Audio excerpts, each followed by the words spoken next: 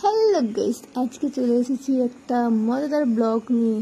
মানে আজকে একজনের বাড়িতে যাব, তাই ঝটপট ট্রেনে উঠে পড়েছি। এখন এই ট্রেনে উঠে পড়েছি। আমার একজন বান্ধবী, দেখো তার ছেলে আর দেখো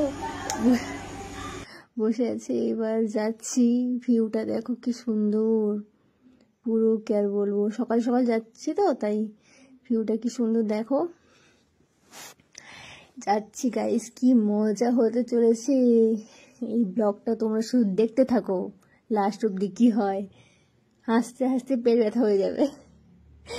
তারপর হচ্ছে এবার নামার পালা, নেমে যাব। নেমে গেছি। এই পুচকি মেয়েটাকে চেনো তুমি?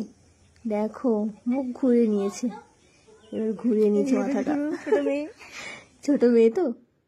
তারপর এই যাচ্ছি বাড়ির দিকে, ওদের বাড়ি।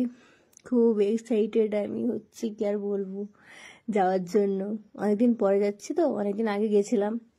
যাচ্ছি এইবার, যাচ্ছি রাস্তায় শেষ হচ্ছে না গাইস, কি বলবো আর। যেতেই আছি, পা আমার ব্যথা হয়ে গেল, কি আর বলবো। ঠিক আছে চলো, কষ্ট নেই, যাচ্ছি। এই চলে এসেছি, দেখো গাইস কার বাড়ি চলে এসেছি। লজ্জা পেয়ে একবার লাল হয়ে গেছে। লজ্জা পেয়ে আর কি বলবো। আমার বান্ধবী ললিতার বাড়ি চলে এসেছি আমি। এইবার সারাদিন কি করি দেখো শুধু। ও তো কি আর বলবো, ক্যামেরার সামনে আসতেই চাইছিল না, জোর করে এনেছি।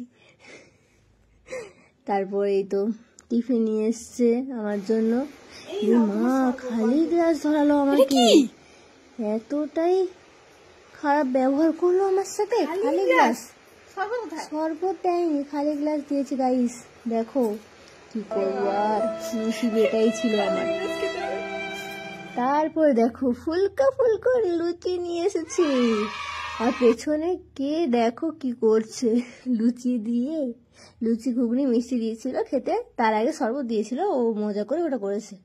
এই দেখো এবার ভাত নিয়ে চলে এসেছে। আমি বলছিলাম একটু পরে খাবো না, উনি তো আমার কথা শুনলোই না, কত কিছু নিয়ে চলেছে। আমি কি এত খেতে পারি বলো?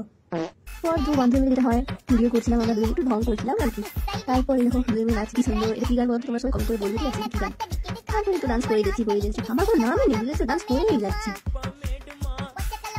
ডান্স করা আমাদের কমপ্লিট, এবার বাড়ির দিকে রওনা দিচ্ছি।